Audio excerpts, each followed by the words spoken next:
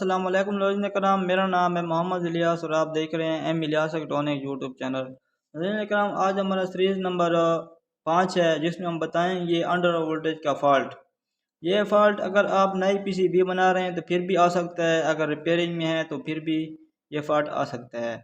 नाज़रीन कराम, किसी दोस्त ने हमारे चैनल को सब्सक्राइब नहीं किया, सब्सक्राइब कर लें, बेल के आइकन प्रेस करके ऑल कर दें ताकि हर नई वीडियो का नोटिफिकेशन आप लोगों को मिलता रहे। नज़रीन कराम, ये देख सकते हैं कि इसका हमने पूरा डायग्राम बनाया हुआ है अंडर वोल्टेज का फ़ॉल्ट।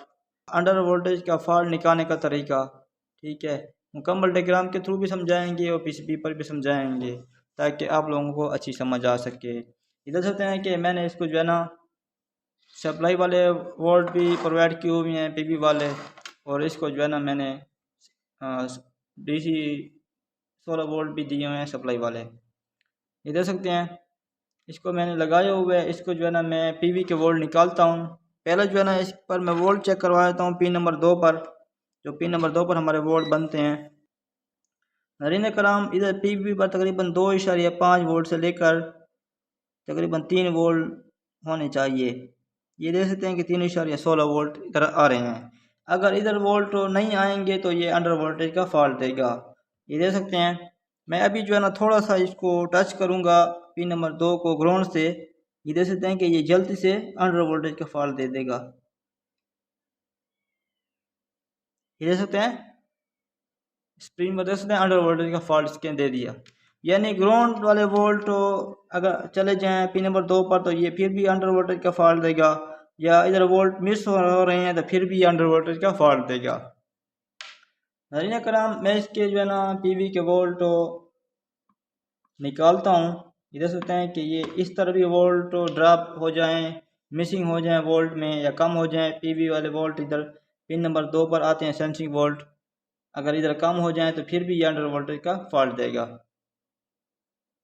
भी देख सकते हैं कि धीरे धीरे सेल ये गिर रहे हैं और वोल्ट भी कम हो रहे हैं। अब ये अंडर वोल्टेज का फॉल्ट देगा। ये देख सकते हैं कि ये अंडर वोल्टेज का फॉल्ट इसने दे दिया, आपको स्क्रीन पर नज़र आ रहा है। और इस फॉल्ट को निकालने का तरीका ये है कि मैं आपको तसल्ली से बताऊंगा इंशाल्लाह।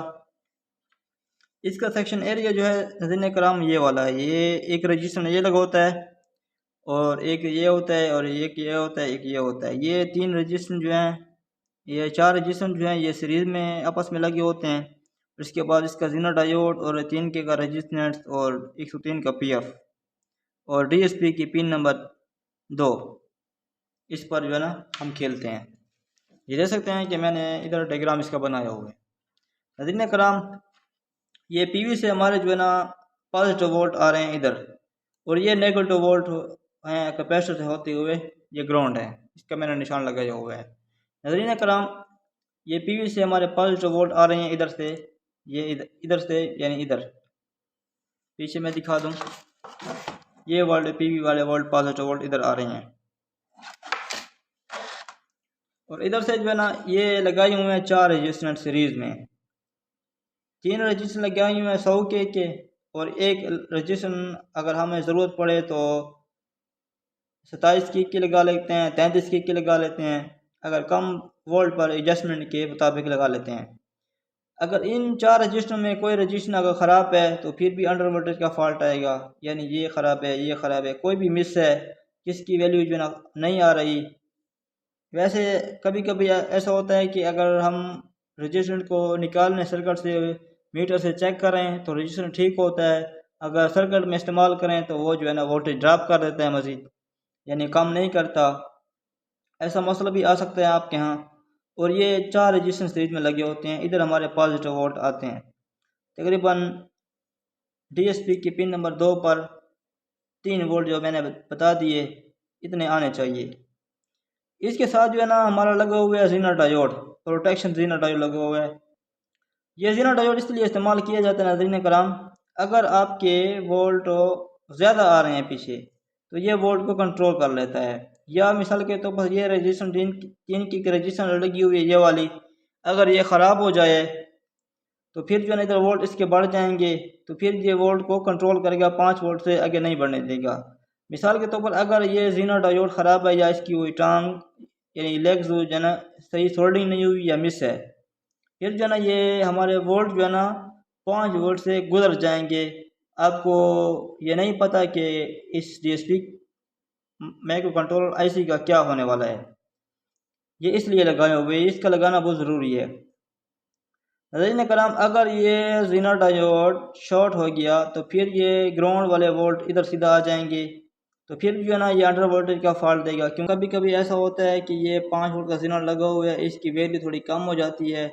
ये जो है ना 5 वोल्ट का ज़ीनर है तो ये जो है ना 2 वोल्ट या 3 वोल्ट जो है ना गुजारता है, इससे आगे जो है ना ये कंट्रोल नहीं करता। यानी मिसाल के तौर पर इसमें जो है ना थोड़ी सी ख़राबी आ जाती है तो ये वोल्ट जो है ना ज़्यादा कंट्रोल करना शुरू कर देता है। इसका काम है 5 वोल्ट को आगे कंट्रोल करना। या मिसाल के तौर पर कभी ऐसा होता है कि ये 3 वोल्ट को कंट्रोल करना शुरू कर देता है या 2 वोल्ट को कंट्रोल करना शुरू कर देता है, यानी 2 वोल्ट या 3 वोल्ट से आगे बढ़ने नहीं देता। तो फिर जो है ना इधर हमारे DSP पर वोल्ट कम आते हैं, तो फिर हमारा इधर अंडर वोल्टेज का फॉल्ट आता है। या मिसाल के तौर पर इधर 3 के का रजिस्टर लगा हुआ है, ये शॉर्ट हो गया तो फिर हमारा अंडर वोल्टेज का फॉल्ट आएगा। या इधर 103 का PF लगा हुआ है, ये कभी कभी शॉर्ट हो जाता है फुल, तो इधर ग्राउंड वाले वोल्टेज हमारे इधर आ जाएंगे पिन नंबर 2 पर, तो ये जो है ना DSP जो है ना हमारा अंडर वोल्टेज का फॉल्ट दे देगा। ये मसला कभी कभी आता है, ज़्यादातर फॉल्ट इन चीज़ों में होता है। और ये ज़ीनर डायोड है, ये जो है ना शॉर्ट हो जाता है कभी कभी, इसका फॉल्ट ज़रूरी आता है। या मिसाल के तौर पर ये जो है ना इधर हमारे 3 वोल्ट प्लस वाले बनते हैं, इधर कभी कभी ग्राउंड सोल्डिंग हो रही होती है, तो इधर सोल्डिंग से जो है ना थोड़ी सी शॉर्टेज हो जाती है, फिर जो है ना हमारे इधर PV वाले सेंसिंग वोल्ट 3 वोल्ट नहीं बनते। कभी कभार ऐसा होता है कि ये सब कुछ आपका ठीक है, बिल्कुल ठीक है, आपने टेस्ट कर लिया, चेक कर लिया, रजिस्टर एक एक नई लगा दी, ये सब कुछ नया लगा दिया, तो फिर भी आपका फॉल्ट नहीं निकल रहा, तो मसला ये होता है कि ये जो हिस्सा है ना ये वाला, ये किधर ग्राउंड से सारा अटैच है।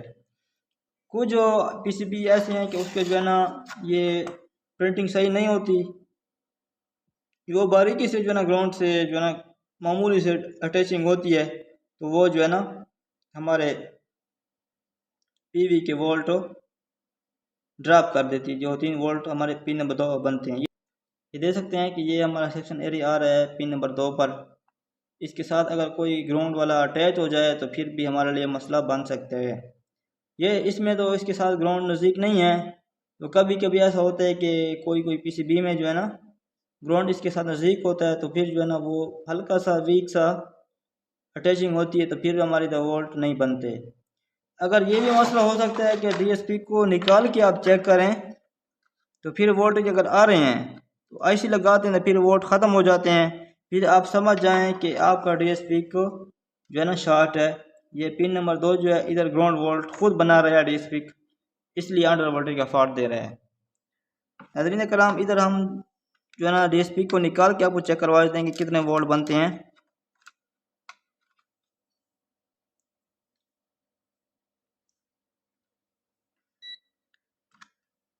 ये वोल्ट ज़रूरी आने चाहिए, यानी आपके जो है ना पिन नंबर 2 पर 2.5 से 3 वोल्ट होने चाहिए। जितने वोल्ट कैपेसिटर पे आ रहे हैं, 300 वोल्ट आ रहे हैं तो 3 वोल्ट होने चाहिए, या 250 वोल्ट आ रहे हैं तो 2.5 वोल्ट होने चाहिए। अगर इसमें कोई समझ नहीं आई या कोई मसला मसाइल है तो आप कमेंट सेक्शन में अपनी राय का इज़हार कर सकते हैं। किसी दोस्त ने हमारे चैनल को सब्सक्राइब नहीं किया तो सब्सक्राइब कर लें, बेल के आइकन प्रेस करके ऑल कर दें ताकि हर नई वीडियो का नोटिफिकेशन आप लोगों को मिलता रहे।